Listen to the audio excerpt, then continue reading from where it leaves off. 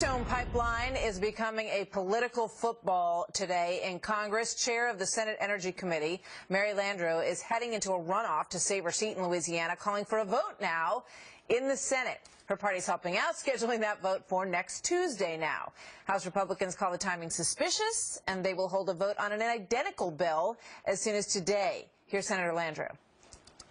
We can pass the Keystone Pipeline and answer the frustrations of the American people so they could rest next week and say, oh my gosh, the senators of the United States of America have ears, and they have brains, and they have hearts, and they heard what we said. Michael Warren is staff writer for the Weekly Standard.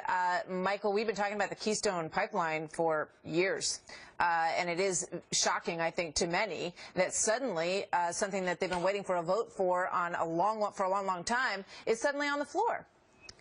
It's crazy. It's almost like there's an election in a couple of weeks or something. You might think.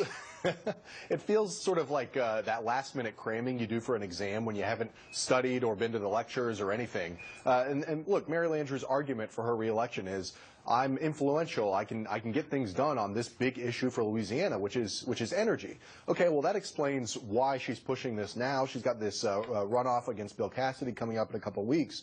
But it doesn't really explain why she thinks something so obviously, transparently political is actually going to work for her. I don't think it will. Well, you know, she tried very hard in a, brief news conference yesterday to say, look, this is absolutely not political. This is what the American people want. There have been bills that have been passed, I think 8 of them in the House on this. So it's somewhat interesting and crafty, I guess, a response on the Republican side for Bill Cassidy, who she's running against in that runoff, to say, you know what, we're going to put the exact same bill, so it won't require any negotiation, any conferencing through the House, and then let's put it right on the president's desk. Interesting comeback.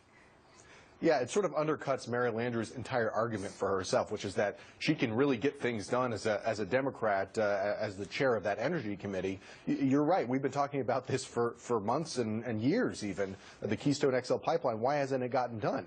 And furthermore, if Bill Cassidy wins his race, Mitch McConnell, the incoming Senate Majority Leader, has already said that he'll get a seat. Bill Cassidy will get a seat on the Energy Committee. So if Louisianans vote for Bill Cassidy, they still have somebody who will have influence on the Senate Energy Committee and will actually have voted for getting the Keystone XL pipeline. Again, it just sort of makes Louisiana voters go, well, why am I voting for Mary Landrieu again?